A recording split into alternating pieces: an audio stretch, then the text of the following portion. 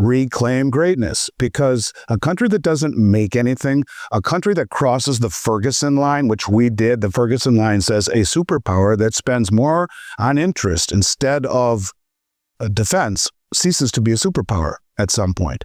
Today we're breaking down one of the most controversial economic predictions of 2026. Andy Schectman believes the United States may be preparing for a historic shift by introducing gold-backed Treasury bonds. He argues this could help reduce debt, bring manufacturing back to America, and strengthen the economy. While he admits nothing is guaranteed, he says the signs are becoming impossible to ignore.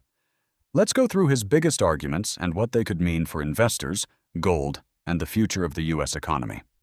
Except on the 51%, minimal.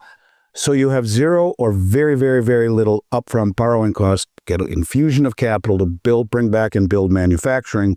The dollar continues to be devalued by all of the issuers of stablecoin, which will be not just Tether, but all of them buying treasuries and then taking the treasuries and the interest that is not transferable and, for example, buying gold. Price of gold goes way higher, the dollar goes lower, the debt becomes easier to pay. The products that we create here in our new manufacturing facilities become easier to sell, and then you take that gold that continues to move higher and you sell it to the government, who then backs the treasury market with it. And the last piece of the pie is, you look at a company like Van Eck Funds. They are not Andy Schectman. They are not Miles Franklin. They are not Judy Shelton. This is a big mutual fund company whose emerging bond market fund team said if the dollar did lose reserve status, gold could go as high as $139,000. And so they're saying this, right? So on a 20-year bond that we owe $20 million worth of gold in 20 years, well, at $4,000 an ounce, that's 5,000 ounces. At $139,000 an ounce in 20 years, it's 130 or 40 ounces.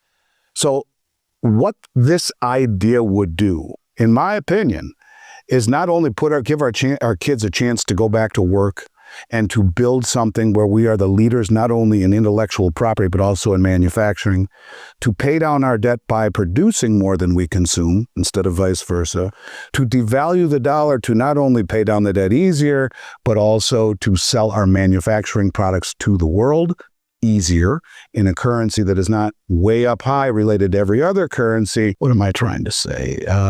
Which gave me, I guess, a little bit more optimism as to could this really be the case? Could this really happen? Was Fed Chairman Warsh and his first hire a couple weeks ago, which is, I guess you could say, his top policy advisor. And the guy's name is Paul Winfrey. Now, Paul Winfrey is not just some random name. Paul Winfrey he's an economist. He worked in the previous Trump administration. He was the assistant director for domestic policy. He's a Heritage Foundation scholar, all of this stuff. Okay, big deal.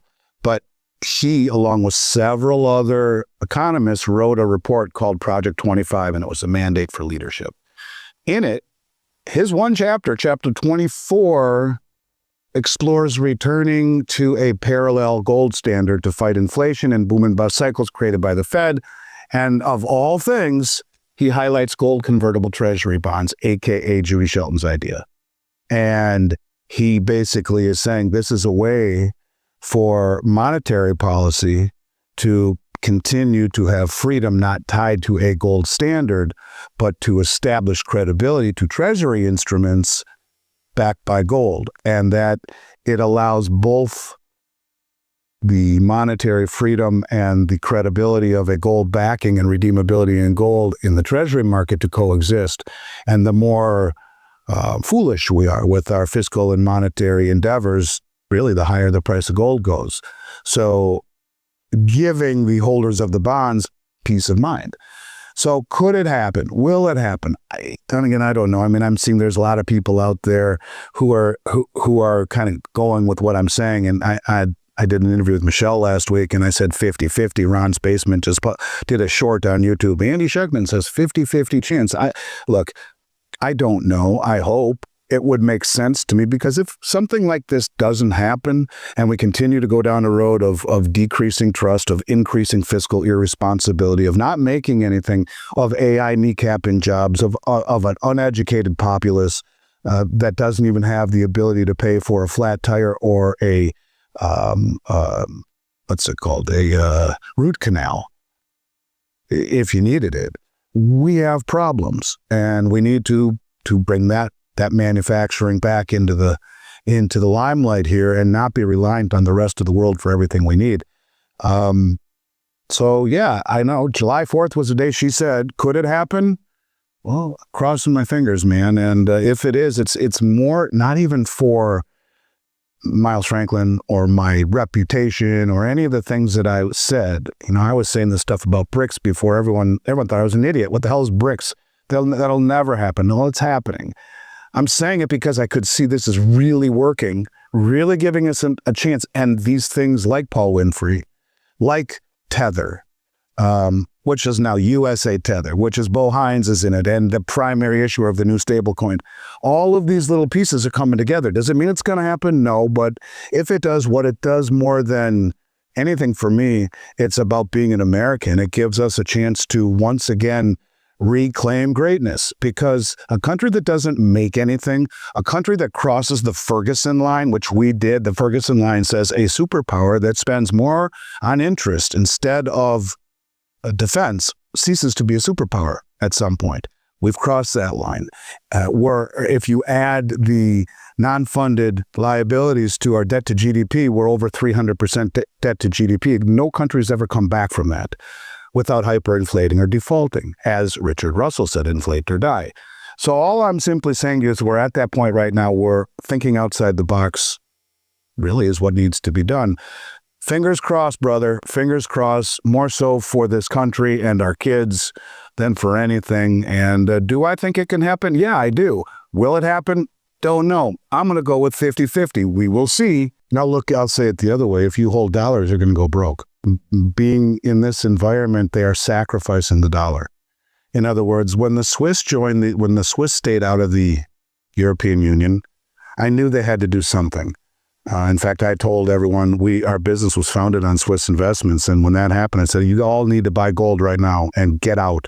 Gold was $300 an ounce. And I switched everyone out of Swiss francs into gold. My thesis was, this was a long time ago, but they were an export nation. They sold chocolates and watches, amongst other things, to the rest of the world. And they're a tiny export nation surrounded by a bunch of countries who they sell to that were going to join this group, this European Union. If they didn't join, their currency would be way up here, much higher than the new fledgling European Union currency. And if countries had to first convert to a very expensive Swiss franc to buy chocolates or watches, they would forego the accuracy of the watches and buy them from France, or the sweetness of the chocolate and buy them from Belgium, because it just wasn't economical. So when they didn't join, I knew for a fact that they were going to quietly choose their economy over their currency and peg their currency quietly and unofficially to the euro, which they did. And I think that's kind of, I don't know, that to me, that's kind of the idea here, is that I just think that this will,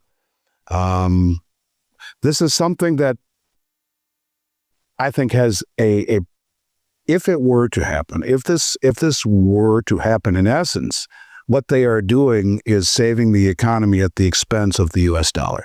They are choosing the lesser of two evils. In other words, it's a soft default on the U.S. dollar. The Swiss gave up on the strength of their currency in order to save their economy. I think we would do the same thing here. We are saving the economy, giving it a future at the expense of the U.S. dollar, which would allow us to sell product to the world. That's what everyone's done to us, devalued their currency against ours so that their currency or their products were cheaper. At the same time, it allows us to much easier pay off the debt in a devalued dollar situation. So it's the lesser of two evils. Remember, Richard said you can inflate, you can default, or you can produce more. Well, if the only way you can produce more to get to a point of a strong currency and a strong country is to let the currency go by the wayside in terms of its value, to in order to sell your manufacturing, in order to bring it back, in order to pay down the debt. And so the moral of the story is you save in dollars, you go broke. And that, to me, is the way I would look at it more than anything. And, for those converses, you own gold, yeah, you'll be wealthy in dollar terms. And in this environment, I could see stocks going to the moon too. The stocks will go up in dollar terms. Gold will go up in stock terms. In other words, measuring it against stocks, gold will go up. It will outperform the stocks because gold will sniff out the debasement of the dollar and go higher as a result. Andy Schectman makes it clear that nothing is guaranteed. He believes there's only a 50-50 chance this plan actually happens, but if it does, it could reshape the U.S. financial system for decades. What do you think? Could America really introduce gold-backed Treasury bonds? Or is this simply too ambitious? Let me know your thoughts in the comments, and if you enjoyed this breakdown, don't forget to like, subscribe, and I'll see you in the next video.